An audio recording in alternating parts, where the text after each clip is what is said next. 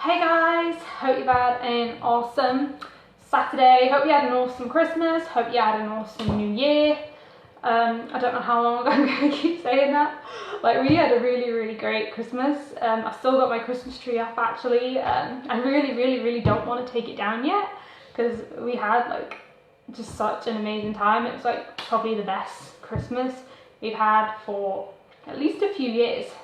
And so I really don't want to take the tree down yet. Anyway, say hi when you jump on, and also put in the comments where you're watching this from. I'm from the UK. Say wherever you are, from which city, country, town. I'm always interested to know that. Okay, so this is going to be a super quick live because I've got a ton of things that I need to do. Like, I haven't even done anything all day and I'm like just catching up now. So I want to quickly talk about something. I was kind of like, shall I talk about it? It ruffled some feathers, and then I thought, you know, the people that need to hear it will. Okay, people are shouting outside. Like, people that need to hear it will, you know, hear it. Okay, they'll appreciate it. Okay, and so I want to talk about the number one reason. Hi, Christina. I want to talk about the number one reason why most people in their life don't get what they want, okay? I just kind of want to just kind of touch on it, not go into like massive detail, but just kind of talk about the main reason that most people don't get what they want, okay? Or they don't have success with what they want. They just don't ever seem to have things in life that they want, right?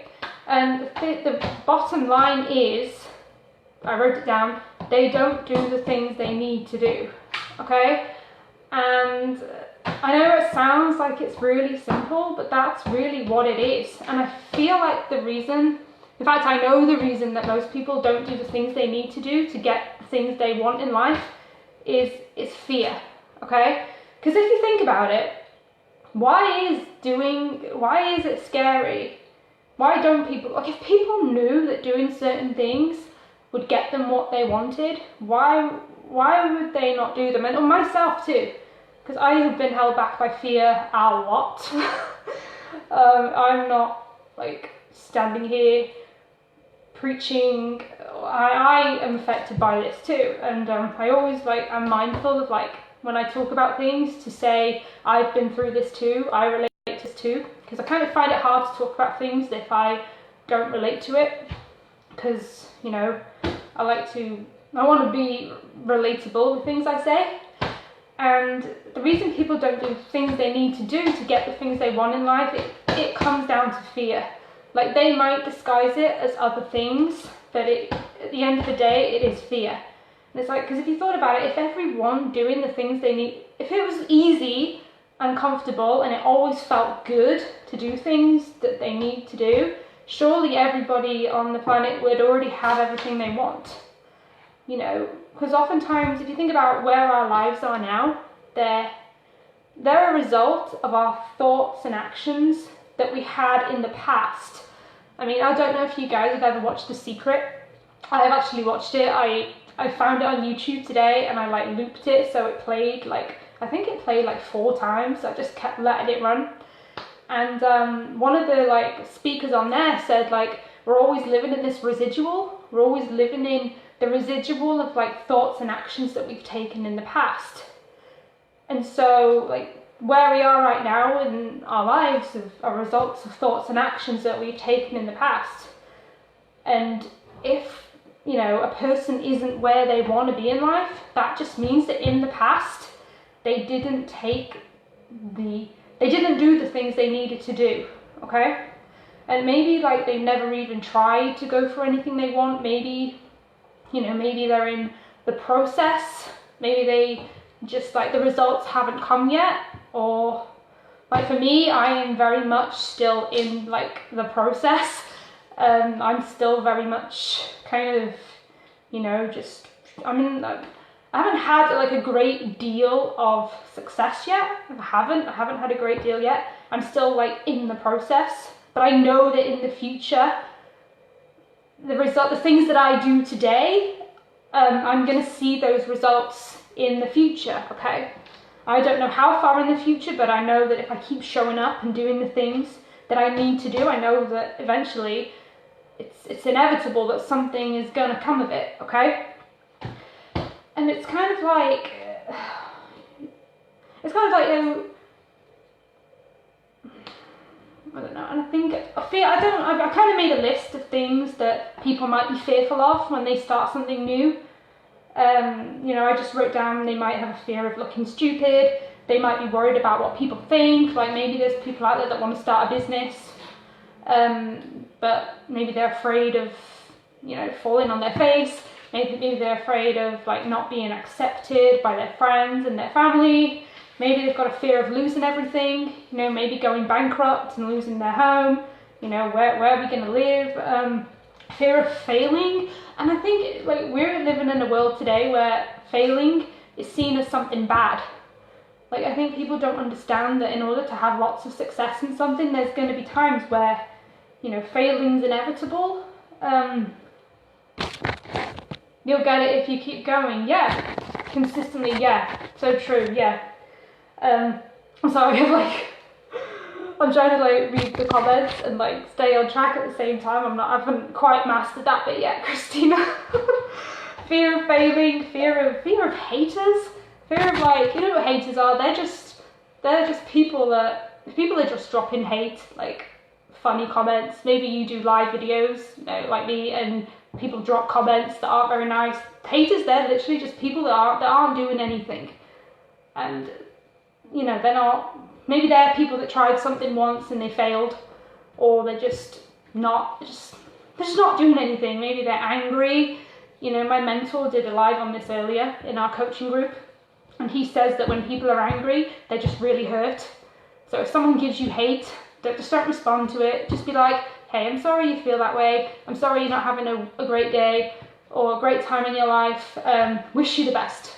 Like, there was a time where I probably, you know, and depending on who the hate comes from, if it's from a stranger, I'd probably find it easier to ignore it versus if it was someone that I would think should support me. I mean, that's something that I'm still kind of really working on, not getting into that, well, you should support me, you've always known me, that kind of thing. So that's kind of something I really need to work on. Because like when you have an emotional attachment to someone and they're mean to you, I feel like it can be so much more hurtful than, you know, if it's just like your average Joe on Facebook where you just block them and then you never have to deal with them again. And I feel like, you know, and something else I feel just from my past experience that makes people maybe not want to do things, or maybe, like I say, they don't want to do things, that they don't do things they need to do. I feel like if someone doesn't have a very compelling vision for their life, like I talked about this the other day, like I spent all of last year being inconsistent in my business because I didn't really have a very compelling vision. I didn't really know who I wanted to become. I was still kind of figuring that out. I didn't really know what I would do if I did become very successful. I was very focused on what my circumstances were like at the time. I was kind of like very depressed. I didn't have any kind of vision, and so I struggled with consistency. I showed up when it was convenient. If I had a lot of stuff to do that day, I was like, oh, I'll get to it tomorrow, I've been busy. Like I made excuses, and like you can have excuses or you can have results. You can rarely have both. I was at a time where I had more excuses, and it was just like if it got late at night and I didn't get to it, I was like, oh, well, maybe I'll just do extra tomorrow. It's not really a big deal. Well, I could have done extra tomorrow anyway. And so last year I didn't get very far. I didn't really hit any of my goals. I got into the coaching group that I'm in, really started paying attention to what they were teaching in there. And you know, this year I know is gonna be, obviously I don't know everything that this year has in store for me, but I know at least in some parts of my life it is going to be different, because you know I'm showing up differently because I have that vision of where I'm going. And I think some people, they try to start something but they don't always know why Like, they don't always know what they're going to get out of doing that thing. Like, if someone joins a gym and they don't know why they really joined the gym, other than the fact that maybe it was a New Year's resolution, or maybe the gym has a half off deal, or like the one I go to where if you refer a friend you get a month free, but they don't know what they're really going to get out of it. Maybe they don't have any actual health goals, they're just going. Maybe a friend dragged them along, I don't know, you know. But then there comes the days where they don't feel like it, so they don't really know why they joined. So if a day comes along and they don't feel like it, or if it's a bit cold outside, and I'm guilty of this too, I'm a member of a gym. When I first started going, I was very, very consistent. I went 5 days a week. And I didn't really set health goals when I first joined the gym either. For this year, I have a goal to lose half a stone in the next 3 months. Had I set that goal maybe when I first joined the gym, I wouldn't have let the fact that it was winter maybe like put me off from going. And no, I want to stay in my warm house. I don't want to, even though I have no excuses, the gym is literally around the corner, right? So, you know, I have to work on that as well. But yeah, but when I started, I wasn't consistent because I didn't really know why I signed up. I moved to a new area and I thought that, you know, this could be something new. I thought, oh, there's a gym down the road, I'll sign up, you know, because I knew that I wanted to get healthier. I knew I kind of felt crappy, but I didn't set an actual goal when I joined. I was like, I'll just come in, use the equipment, you know. But so when the day came when I didn't feel like going, I would be like, oh, well, I can go tomorrow. So I know that when you don't know why you're doing something, it's hard to stay consistent. And so, and like, yeah, I mean, sometimes people, they don't even start anything and I feel like the vision has to, and I feel like the vision of who you want to be has to be something that is bigger than you. It has to be like, because I find it's kind of hard to just always show up for just yourself. I feel like, you know, I mean, I listen to a lot of Jim Rohn, personal development stuff on YouTube, and even obviously he's not alive anymore, but he still has a ton of content on YouTube that people put up. And one of his speeches I saw on YouTube, it was like, you know, people will do things for others that they won't do for themselves, like for their family, or, you know, anything that they feel really strongly about.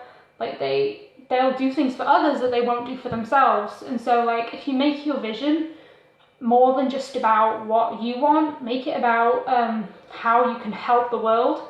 You know, if there's charities that you want to get involved in, that kind of thing, like, make it something so big and make it something that you think other people would want to get behind, and you'd be more likely to show up consistently than if you just made it about something that you want. Does that make sense? So I think that was really all I wanted to say. Yeah, I mean, like, you just have to, it's kind of like, I did make some notes. Yeah, and it is, I mean, if it was easy doing all the things you needed to do to grow and be successful, if it was super easy, I mean, imagine if you could just snap your fingers and you were like a millionaire instantly. I mean, I don't know if there's that many people in the world that wouldn't do it, but then I think, like, is that a world I'd want to be in, where it was that easy and you weren't required to grow or get uncomfortable or change in any way?